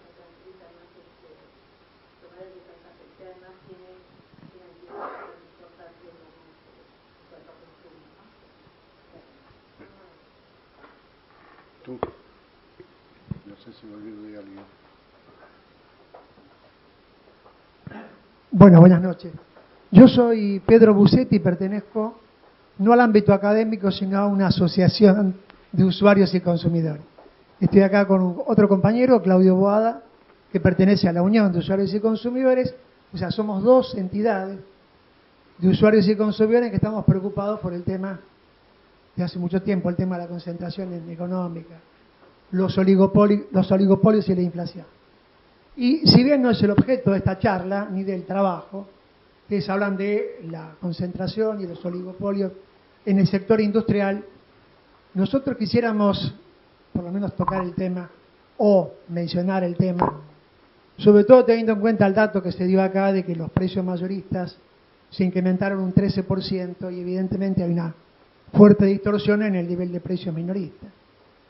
El impacto que provoca la concentración y los oligopolios de las grandes cadenas de supermercados en los precios finales que pagamos los consumidores, por una parte. O sea, y esto lamentablemente hay toda una política nacional donde aparentemente la contención de los precios minoristas que pagamos los consumidores está basada en acuerdos con las grandes cadenas de supermercados que a nuestro criterio son los grandes impulsores de la distorsión y de los precios excesivos en lo que pagamos los consumidores. Creo que es un tema que debería ser analizado por el sector académico porque tiene obviamente mucha influencia en la inflación que pagamos todos los argentinos. Del momento en que, por ejemplo, para dar un dato, en la ciudad de Buenos Aires, con la quiebra de alguna cadena como X, hoy las 5 grandes cadenas tienen más de 440 centros de distribución minorista en la ciudad de Buenos Aires, donde prácticamente todo el consumo popular de los habitantes de la ciudad de Buenos Aires va a parar a manos de un sector altamente concentrado, con un poder de negociación extraordinario con las empresas, que fija y que forma precios, no es lo que dicen sus representantes, y que nos parece que también podría ser una causa, más allá de todas las que se dijeron acá, de la inflación que padecemos los argentinos. Y lamentablemente, así como en el final del artículo ustedes están proponiendo la implementación de la Ley de Defensa de la Competencia, debemos recordar que ni siquiera se formó el Tribunal de Defensa de la Competencia, cosa que es un déficit de esta administración, derivada de la gestión de La Baña, que había generado un concurso y que luego lo dejó sin efecto. Se ha hecho poco en esta materia de tratar de desarticular los monopolios, los oligopolios. En el sector de la distribución minorista, prácticamente, no sé, si tomamos en cuenta el desarrollo de las grandes cadenas del 90 hasta la fecha, donde empezaron con muy pocas unidades y hoy van avanzando hacia el interior del país, vamos a tener en pocos años, si no hay una acción activa del Estado en desarticularla, que todo el comercio minorista va a estar concentrado en estas grandes cadenas. ¿Y cuál va a ser la política del Estado para controlar, para corregir? Los acuerdos de precios que se han hecho con las grandes cadenas. Nosotros humildemente, muy humildemente, hemos hecho un trabajito que fue tomar en cuenta los precios mayoristas de 100 productos alimenticios, de supermercados mayoristas del área metropolitana, compararlos con los precios minoristas de las grandes cadenas. Estamos hablando de actores que tienen la misma capacidad de negociación con las empresas. Los mayoristas en realidad tienen menos capacidad de negociación que las grandes cadenas, o sea que vamos sobre una plataforma de que pagan precios iguales. La diferencia entre los precios mayoristas y minoristas de las grandes cadenas es entre un 60 y un 100% con los precios mayoristas. Y algunas de estas grandes cadenas, como Coto y como Carrefour, también intervienen en el sector mayorista. Y los precios que le venden a los almaceneros están en relación con el sector de las cadenas de mayoristas. Quiere decir que allí, evidentemente, hay una fuerte distorsión que no solamente no es atacada desde el Estado, sino que pareciera ser que es el aliado para combatir la inflación. Esto solo queríamos decir y les agradecemos a ustedes, a todos los que trabajan en estos temas, por darnos la posibilidad de tener materia de aprender y de discutir. Bueno, muchas gracias a todos los que intervinieron y ahora los expositores con un enorme poder de síntesis no oligopólica tienen 21 minutos para contestar todas las inquietudes. Bueno, seguro va a ser menos porque la verdad que son un montón de observaciones, pero yo quería por ahí contestar algunas cosas y por ahí otras las ve Pablo y si queda algo pendiente lo vemos. El trabajo nuestro apunta a ver el comportamiento de los precios en el sector industrial mirando los precios mayoristas industriales. Esta es una primera cuestión. Por lo tanto, nosotros no estamos indagando en todo el componente de los precios al consumidor. Esta es una primera cuestión que quería marcar. Por lo tanto, en las propuestas o en el qué hacer, en esas ideas que esbozamos al final, se atiende la problemática de la inflación exclusivamente desde el tema industrial y en el marco de la caracterización que nosotros hacemos. Esto lo quiero marcar porque muchas de las observaciones vinculadas al comportamiento de los precios de otros sectores que son absolutamente pertinentes escapan al alcance de nuestro trabajo, lo cual no quiere decir negar la influencia, pero sí quiere decir que desde el marco analítico que nosotros presentamos no forma parte de la aproximación. Sí creo, y esto por ahí vinculado, Jorge, a lo que usted planteaba, que me parece una discusión interesantísima de la distinta naturaleza de la inflación en la salida de la convertibilidad y 2007 en adelante. Me parece muy interesante lo que usted plantea, da para discutir mucho, pero hay un tema que nosotros trajimos la reunión pasada, que creo que aporta a esta discusión, que es, incluso en la etapa 2007-2010, donde la inflación industrial por los precios mayoristas es mucho más baja que en la etapa anterior, el 65% del aumento tiene que ver con la formación de precios en los sectores concentrados. Esto no quiere decir que, insisto, lo que decía Elsa, negar la existencia, o Pedro, la existencia de otros fenómenos causales, pero sí marcar que en el comportamiento de las grandes empresas del sector industrial hay un componente inflacionario que no se puede desatender. Eso es lo único que podemos concluir del trabajo nuestro, y me parece un acto de, digamos, de justicia marcarlo, porque si no es como que el trabajo nuestro es pura carencia cuando nosotros tratamos de ver un aspecto puntual de la problemática y también en esa línea un aspecto puntual de las políticas o de las cosas a avanzar para controlar este problema en el ámbito industrial. Me parece que esta idea que plantea Elsa de que la concentración no siempre es inflacionaria, un poco la estuvimos charlando a partir sobre todo de la observación de Francisco y creo que está explicitada en el trabajo. Y en el tema de la inversión, que me parece que es una pregunta importante, antes que discutir o además de discutir si alcanza con una inversión del 20% para sostener un proceso de crecimiento del 7% promedio anual, también hay que discutir el perfil de la inversión. La calidad, el aspecto cualitativo.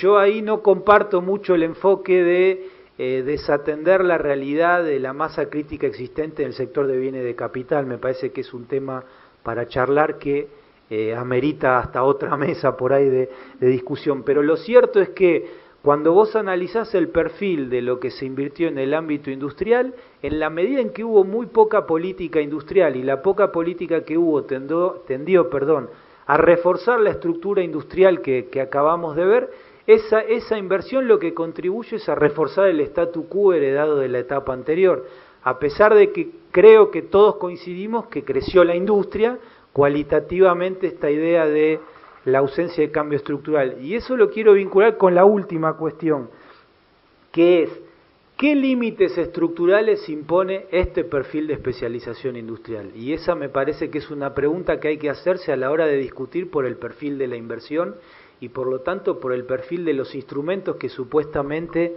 se van a pensar para promover la inversión. Y ahí, si el diagnóstico que nosotros trajimos es correcto, que yo creo que sí, porque si no, no estaríamos acá hablando 200 horas del tema y no hubiéramos hecho el trabajo, ahí hay dos elementos que quería marcar, que tienen que ver con este gráfico y esta idea de cómo el perfil de especialización predominante pone un límite a la redistribución, y el otro es esta cuestión. Si el sector al que uno apunta a que conduzca el proceso económico, y esto es el discurso que uno escucha permanentemente, es un sector que, por distintas razones, tiene un déficit estructural no solo importante, sino creciente, lo que te invita a pensar esto es que el esquema de ganadores y perdedores en términos estructurales es otro. ¿Qué quiero decir con esto? Si la industria crece, pero en su crecimiento, es lo de siempre, la historia industrial argentina le pide divisas a otros sectores, quiere decir que estructuralmente los dueños de esas divisas son centrales para el funcionamiento, por lo menos de esta economía industrial.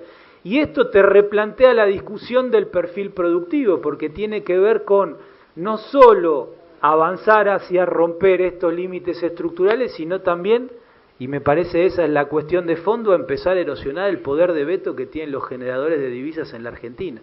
Entonces, fíjense que no es casual terminar discutiendo, o de discutir la inflación, terminar discutiendo esta cuestión, que en última instancia remite a la que a mi juicio, y acá no lo involucro a Pablo, hablo absolutamente a título personal, es la gran limitación de este planteo económico, que tiene que ver con no erosionar las bases estructurales que impiden una mejor distribución del ingreso y el poder de veto de los actores más concentrados de sectores no industriales. Bueno, yo ahora me doy cuenta por qué nadie escribe sobre inflación, ¿no? En Argentina. Esa es mi primera conclusión. Hay que estar muy firme. Bueno, simplemente atar algunos de los comentarios, porque fueron todos muy interesantes. Es muy interesante porque también te lleva a poner en tela de juicio hipótesis, a pensar más argumentos. Me parece que hay una parte de lo que estaba comentando Martín recién que se puede atar bastante, digamos. Aparece esta idea del déficit industrial en un periodo en el que, como marcó bien Martín, hubo una expansión de la industria manufacturera notable, en el cual se empiezan a registrar o se empiezan a evidenciar de vuelta problemas estructurales que tiene la economía argentina, como en otras épocas, de otro modo, por supuesto, pero en las cuales, por supuesto, aparecen también algunos aspectos que están vinculados a los ciclos sustitutivos. A los ciclos sustitutivos y a los ciclos de stop and go, digamos, ¿no? Acá claramente hay un crecimiento de la industria que, si no se diversifican, requiere cada vez más insumos importados y bienes de capital importados, que si digamos, la oferta exportadora de los productos primarios no crece en niveles muy elevados o no acompaña en algún periodo el incremento de los precios, empezamos a tener de vuelta un estrangulamiento, una restricción externa importante. Y aparece, por supuesto, un factor que en definitiva comentaba Jorge al principio, que en 2001 y 2003 apareció muy fuerte esta idea de la inflación cambiaria, digamos, ¿no? O sea, es algo que hay una fuerte evaluación, se acomodan los precios. Yo creo que ahí interviene la puja distributiva, porque no a todos le van igual en esos reacomodamientos de precios. De ahí que las RAC aumenten más que otros sectores, por ejemplo, y que los principales financiadores de esa inflación cambiaria son los trabajadores. Y vuelve a ocurrir, digamos, o sea, con un aspecto más parecido al de otras épocas, a partir del periodo 2007, a partir de 2007, que está vigente en la actualidad.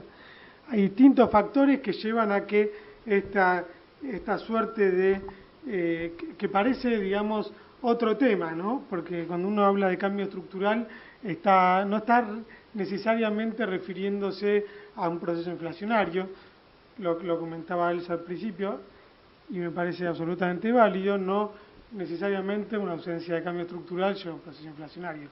Es más, un proceso de cambio estructural posiblemente lleve en sus inicios un proceso inflacionario.